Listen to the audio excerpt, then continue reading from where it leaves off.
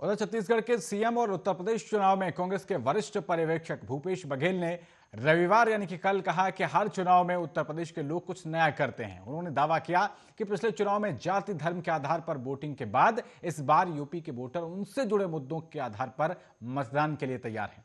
बघेल ने कहा कि आगामी विधानसभा चुनाव में कांग्रेस यूपी की सभी सीटों पर चुनाव लड़ेगी। साथ ही कहा कि पार्टी 40% सीटें महिलाओं को देगी। छत्तीसगढ़ के सीएम ने कहा कि कांग्रेस प्रियंका गांधी वाड्रा के नेतृत्व में चुनाव लड़ेगी और वो निर्भयतापूर्वक और आक्रामक ढंग से राज्य की जनता के मुद्दे उठा रही हैं, चाहे किसानों की समस्याएं हो, बेरोजगारी हो, मूल्य वृद्धि हो, दलितों पर अत्याचार हो या महिलाओं और युवाओं के मुद्दे हों। प्रियंका गांधी उन्हें मजबूती से उठा रही हैं, इससे कांग्रेस को लाभ होगा। कांग्रेस नेता ने यह भी कहा कि किसान पिछले 1 साल में बीजेपी सरकार के हाथों हुए उनके अपमान और 700 से भी ज्यादा अपने साथियों की मौत को भूले नहीं हैं। वे इस बार बीजेपी को सत्ता से बेदखल करने के लिए मतदान करेंगे। छत्तीसगढ़ के मुख्यमंत्री ने कहा कि उत्तर प्रदेश चुनाव में बीजेपी के खिलाफ गुस्से का जमीनी असर दिखाई देगा। बघेल ने दावा किया कि उत्तर प्रदेश के लोग हर चुनाव में कुछ नया करते हैं। यूपी के लोग मौजूदा कई सवालों का जवाब देंगे। बघेल ने कहा कि एक वक्त था जब यूपी के लोगों ने जाति के आधार पर वोट किया और बसपा प्रमुख मायावती और सपा प्रमुख अखिलेश यादव मुख्यमंत्री बने थे। इसके बाद उन्होंने धर्म के नाम पर वोट किया और 2012 के चुनाव में 2 नंबर पर रही बीजेपी 2017 के चुनाव में विजयी बनकर उभरी।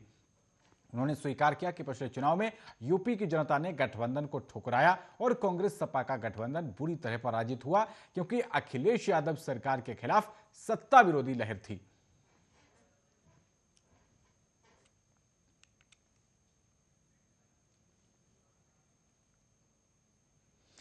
आगे बढ़ते हैं। मध्य प्रदेश में अगले साल खेलो इंडिया यूथ गेम्स होंगे और इसके लिए मुख्यमंत्री शिवराज सिंह चौहान की अध्यक्षता में कैबिनेट बैठक हुई और इसमें भोपाल में अंतर्राष्ट्रीय खेल कॉम्प्लेक्स का निर्माण, मशीन और उपकरण खरीदने के लिए खेलो इंडिया योजना के तहत 3 साल के लिए 215 करोड़ रुपए जो है वो स्वीकृत किए गए हैं। खेल कॉम्प्लेक्स का उपयोग विभिन्न प्रतियोगिताओं के लिए किया जाएगा। सरकार के प्रवक्ता नरोत्तम मिश्रा ने बताया कि मध्य प्रदेश को खेलो इंडिया यूथ गेम्स 2022-23 की मेजबानी प्रदान करने के लिए सहमति मिल चुकी है। टोक्यो ओलंपिक में प्रदेश के खिलाड़ियों के उत्कृष्ट प्रदर्शन के बाद भोपाल में खेलो इंडिया यूथ गेम्स 2022-23 का आयोजन और भोपाल को खेलों का हब बनाने के मद्देनजर यह महत्वपूर्ण फैसला किया गया है। आपको बता दें कि केंद्र सरकार ने मध्य प्रदेश को खेलो इंडिया यूथ गेम्स की मेजबानी करने की सहमति दी है। उन्होंने बताया कि अंतर्राष्ट्रीय खेल कॉम्प्लेक्स के निर्माण पर 3 साल में 137 करोड़ रुपए, मशीन और उपकरण खरीदने में 39 करोड़ और खेलो इंडिया यूथ गेम्स के आयोजन पर 23 करोड़ 38 लाख रुपए खर्च किए जाएंगे।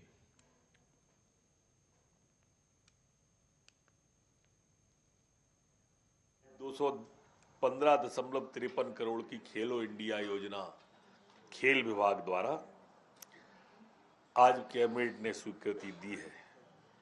यहाँ मैं यह कहना भी प्रासंगिक समझता हूँ कि जो टोक्यो के ओलंपिक में हमारे खिलाड़ियों का शानदार प्रदर्शन रहा है, उत्कृष्ट प्रदर्शन रहा है और भारत सरकार द्वारा हमें यूथ गेम्स इंडिया, खेलो इंडिया आयोजन के लिए भी जो स्पोर्ट हब है उसके लिए भी स्वीकृति के लिए आज अलग अलग मदों में, पूंजीगत व्यय में, मशीन उपकरण के लिए सब मिलाकर 215.53 करोड़ रुपए की मंजूरी आज कैबिनेट के द्वारा प्रदान की गई। आज